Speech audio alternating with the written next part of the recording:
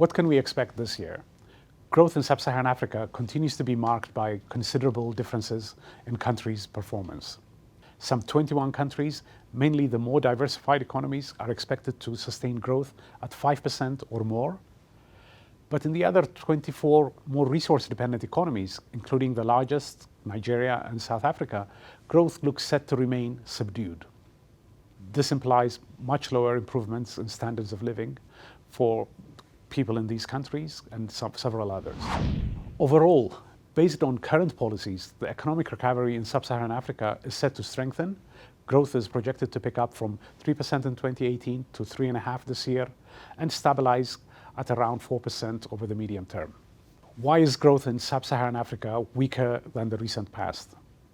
The region's three largest economies, Nigeria, South Africa, and Angola, which are resource-intensive countries and account for over 50% of regional output, have seen their growth performance deteriorate markedly over the past decade. This has pulled down the regional average and masks the continued rapid growth in many other countries in the region.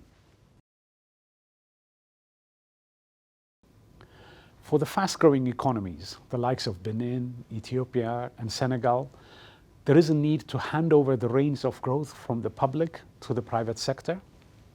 Public investment has partly driven the growth that these countries are enjoying, but it has also led to a steady increase in public debt levels. For the more resource-intensive countries that are also growing less rapidly, the likes of Angola, Nigeria, and South Africa, policy reforms are needed to help diversify their economies, address policy uncertainties, and facilitate greater private sector investment.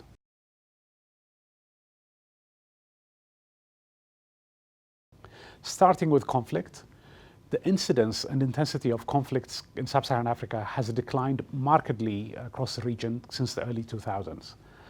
Still, around 30% of countries in the region are being impacted by some form of conflict.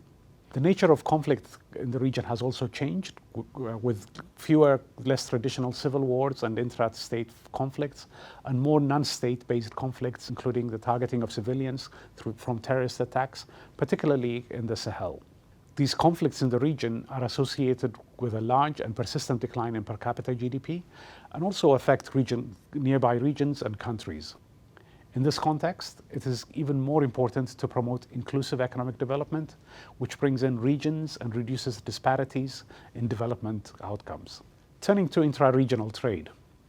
Once completed, the African Continental Free Trade Area agreement will establish a market of 1.2 billion people with a combined GDP of $2.5 trillion. It can significantly boost intra-African trade, particularly if reforms are also implemented to tackle country-specific non-tariff bottlenecks to trade. Importantly, we see that intra-regional exports in Africa are more diversified and have a higher technology content than Africa's exports to the rest of the world. For example, 40% of intra-regional trade is accounted for by manufactured goods, while 75% of total exports to the rest of the world are minerals, for example, crude oil. To ensure that the benefits of regional trade integration are shared by all, policymakers, of course, need to be mindful of the adjustment costs that trade liberalization can entail and address those.